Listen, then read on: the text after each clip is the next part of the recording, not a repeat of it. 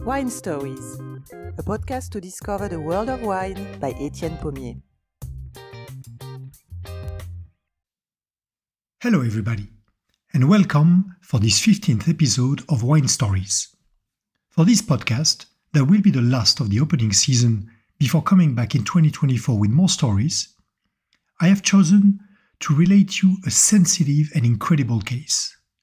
So incredible, in fact, that I didn't believe it the first time I heard about it, and you probably won't believe it either at first. You will think that there must be some mistake or some unknown reason that would explain what happened, and yet. Our story takes place in the last few weeks of 2010 in the heart of one of the world's most hectic and fascinating cities, Hong Kong. And if I am thrilled to tell you this story, it's also because I lived in Hong Kong for many years, where I was working for a leading wine distributor, so I had first row seats when this happened. In order to narrate you the details of that fateful evening, I used testimonies from people close to the case who prefer to remain anonymous, and I have also used some of the many press articles published on this matter. But I also had to fictionalize a small part of the story, as you will find out later. So here it is, for the final episode of the first season, the case of the country club.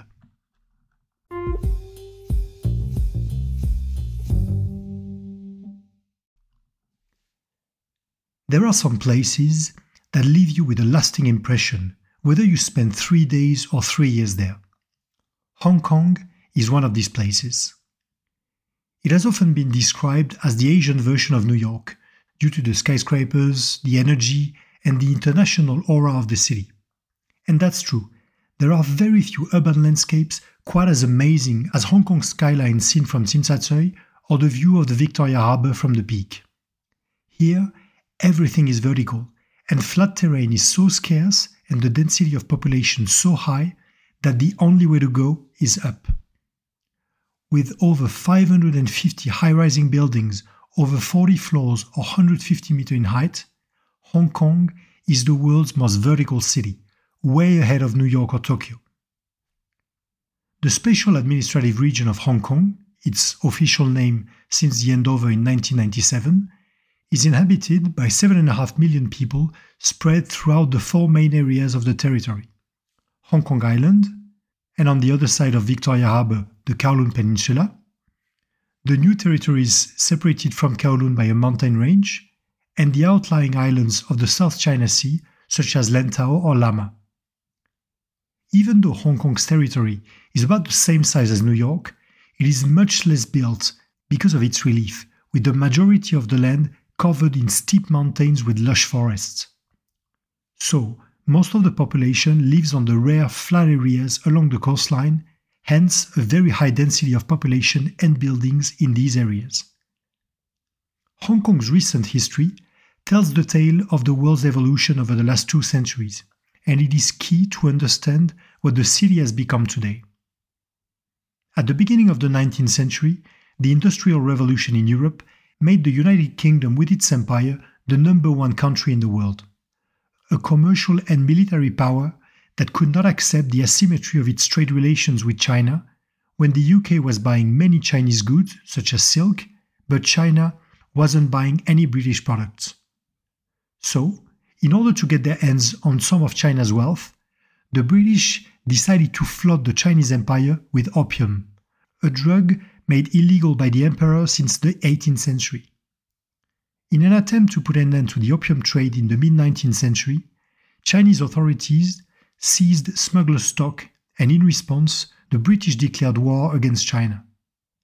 Unable to counter the military strength of the British army, the emperor was forced to sign the Treaty of Nanking in 1842, giving Hong Kong to the UK. This first conflict will soon be followed by a second Opium War in 1860 that will end with the handover of Kowloon. And the last agreement in 1898 will give to the British the new territories. So it is due to unjust wars on China that Hong Kong became British colony. The British will greatly develop Hong Kong, and the fragrant harbour, in Cantonese Hong Kong, will become a major trading hub in Asia. In the 1980s, British authorities start talking to the Chinese government about the handover of the territory due in 1997, and the Sino-British Joint Declaration about the future of Hong Kong is signed by Prime Ministers Margaret Thatcher and Cao Ziyang in 1984. On July 1, 1997, the last British governor leaves Hong Kong and Beijing takes back control over the territory for the first time since the Treaty of Nanking 155 years ago. The handover had raised major concerns about a possible collapse of the Hong Kong economy, especially due to the fact that a lot of people and money had left the region during the 90s, moving mainly to Canada and the US. The city will indeed face a recession right after the handover, coupled with the tragedy of the SARS crisis in 2003 that killed nearly 300 people and left the city traumatized. But after that, prosperity will come back, and the region is now one of the world's richest places with the highest concentration of wealth and billionaires on the planet. And it is in the heart of this rich and booming city that our story takes place.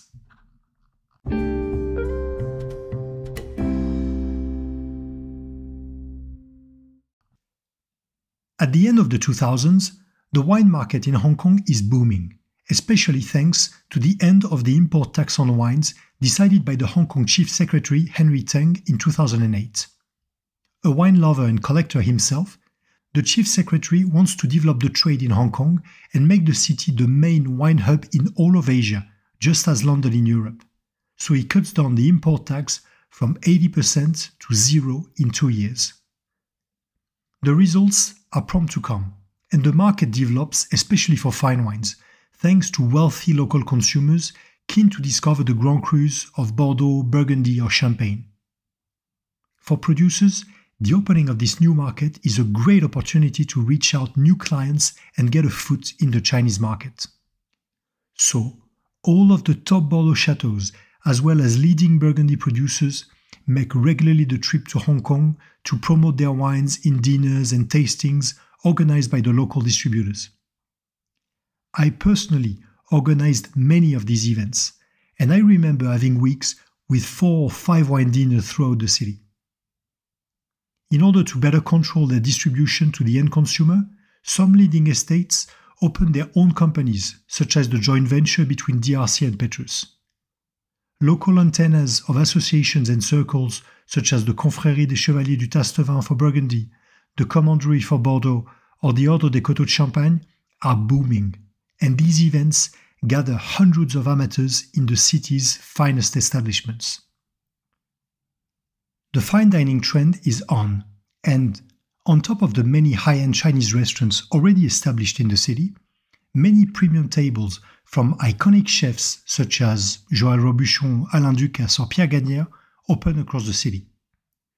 In 2009, the Michelin Guide publishes its first Hong Kong and Macau edition, and chef Chan Yan-tak becomes the first Chinese chef to earn 3 Michelin stars for his Lung King Hin restaurant in the Four Seasons Hotel. Another trend at the time that contributes to the development of the wine market is the widespread acceptance of corkage in restaurants, where any consumer can bring a fine bottle of wine and open it provided the payment of a corkage charge or the ordering of bottles from the wine list as well. And since it is fairly easy to get a license to open a restaurant not serving alcoholic beverages, many secret tables open throughout the cities. Professional and amateur chefs alike try their luck at catering guests in private kitchens, flats located in office or residential buildings transformed into intimate restaurants. In these private kitchens, customers can enjoy fine cuisine with the bottles they have chosen in their own cellars, and these addresses are shared in private circles between those in the know. The city's economic development and the booming F&B industry attract more clients every day to experience fine dining and fine wines.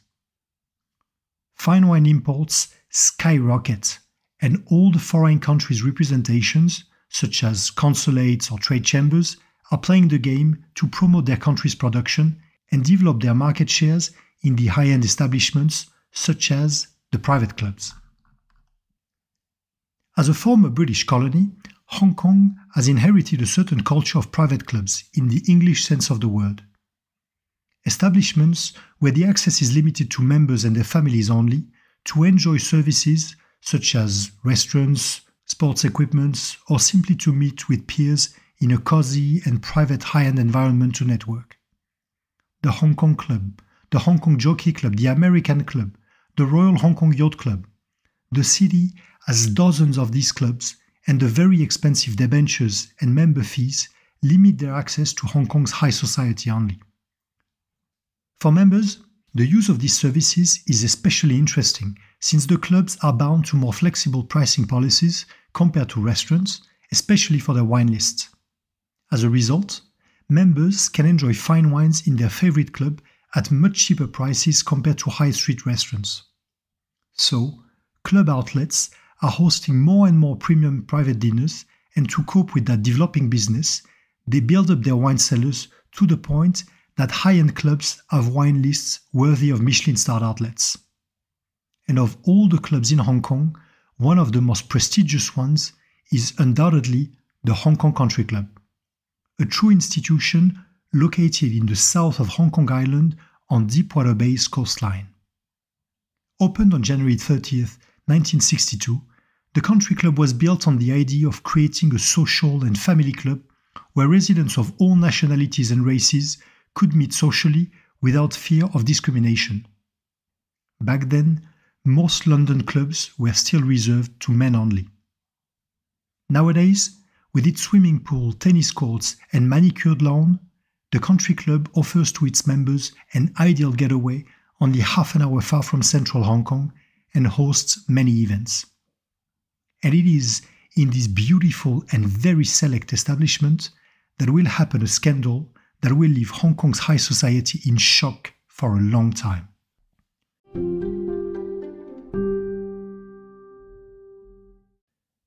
Saturday, 20th of November, 2010, in the halls of the prestigious Hong Kong Country Club. Like every weekend, the restaurant is full and the tables are filled with members and friends here to spend a lovely evening of fine dining, live music and great wines. As the evening goes on, music softens and conversations get louder as the wine glasses ring at every cheer. Approaching midnight, there are but a few diners left, and some members down in the wine cellar to choose a last bottle of wine for their cigar before heading home. As the last guests get picked up and leave the club, the waiters are already tidying up the place for the next day, when a member of the security staff walks to the manager and asks him to follow him in the security office. Looking at the video monitors, the employee rewinds the evening's tape, and when the image starts playing, the restaurant manager can see a man in his mid-40s wandering through the cellar looking at fine wine bottles on the shelves, when, all of a sudden, he grabs a bottle, puts it in his pants and leaves the room as if nothing happened. The manager and the employee replay the scene a few times to make sure of what they have just seen. But there's no mistake. The man clearly grabs a bottle to hide it in his trousers and gets away with it. Facing what can only be described as blatant theft, they wake up the club general manager. Minutes later, the GM is in the security room watching the tape. As he discovers the video, the GM's face whitens just like his manager's instance before. And after having made sure that everybody aware of the incident is still on the premises, he grabs the phone and calls the police. As the bell rings in the Wan Chai police station, the GM knows only too well the consequences of his actions, but he has no other choice. First, there was a thief in the club, as he can see with his own eyes, so it's his duty to take actions. Besides, the prejudice for the country club matters since the value of the wine stolen is over 40,000 Hong Kong dollars, or 4,000 euros. Finally, and most dramatically, it is the identity of the suspected thief that worries the GM. So, as someone picks up the phone in the station, he asks to speak with the commissioner to make sure that the case will be dealt with swift and discreetly. When the police arrives, it's the middle of the night, and the club has gone dark and silent except for the security room, where the staff, aware of the incident, has been gathered. At this point in my story, I have to start fictionalizing, since those involved in the investigation have never commented on the matter. But I believe that my version is probably pretty close to what actually happened, as the events unfolding will demonstrate. After watching the tape, the commissioner asks for everybody's ID and instructs all not to say a word on the matter to anyone. In the next few hours, he contacts his superiors in Beijing to inform them, and the news probably reaches the Minister of Public Security Meng Jiansu, who then likely passes on the details of the case to the Minister of Foreign Affairs Yang Jiechi. So how come a simple case of stolen wines can rattle the Hong Kong police and the ministries in Beijing? Well, because the man that both the country club staff and the police have identified stealing the wine on the security footage is not a nobody. His name is Marc Fombostier, and he is the French consul for Hong Kong and Macau.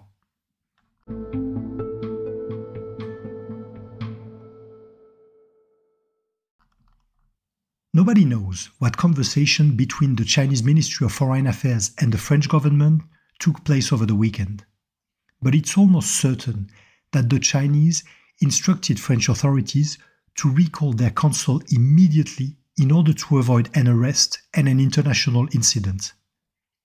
What we know as a fact is that on the evening of Tuesday, 23rd of November 2010, the consul was on a plane back to Paris, and that his wife and kids followed a few days later. At this moment, the story is still unknown to the public, but the absence of the French consul raises questions, and the truth won't be long to come out. The Hong Kong tabloid Apple Daily publishes an article on the following days, first stating that Fombostier has been recalled for strictly personal reasons. But it soon comes to light that the real story is much less personal and much more embarrassing for France.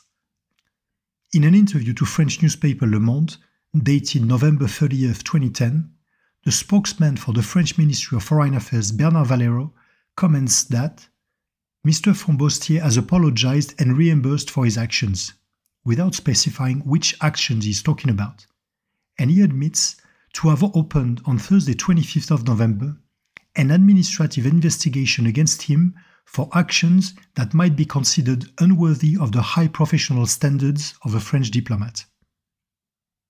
The press release of the French ministry is a bomb that is soon relayed by newspapers all around the world, from the South China Morning Post in Hong Kong to the Hindustan Times in New Delhi and The Guardian in the United Kingdom.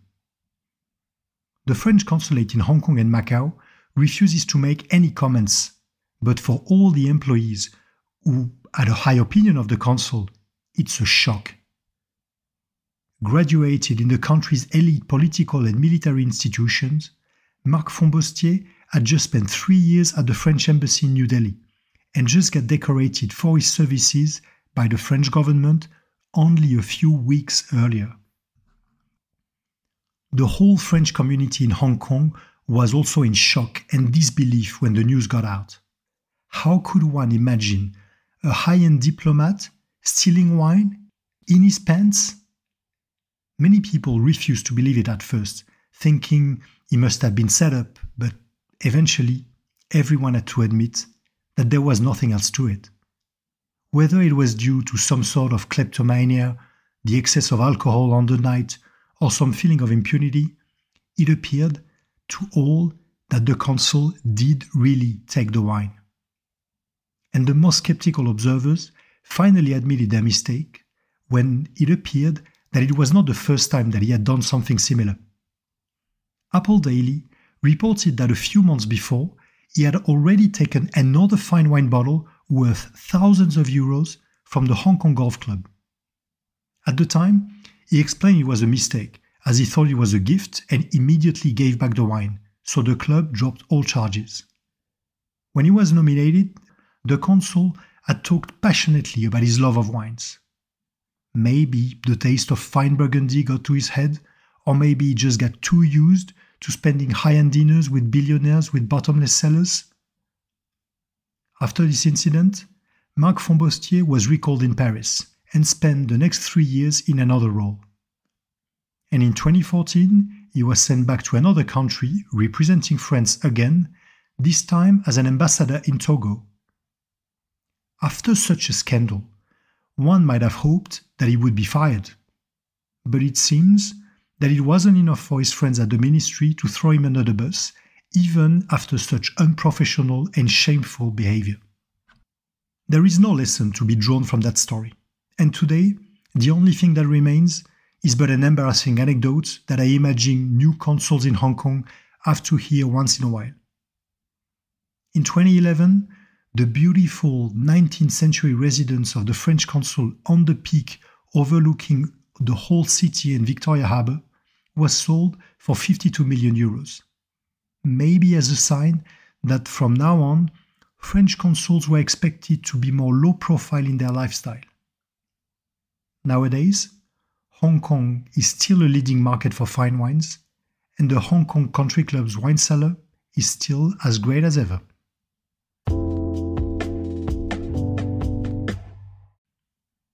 And this is how we wrap up the first season of Wine Stories with this case of the Country Club. And I hope that you enjoyed this last episode. Please leave me your comment in your favorite podcast app, and feel free to check out on previous episodes you might have missed, or share the link around you if you've enjoyed these stories. As for me, I will be back in 2024 with new exciting stories, and we will talk about secret hidden wine cellars, legendary winemakers, and wine tastings that change the world. So stay tuned, have a Merry Christmas, and see you next year!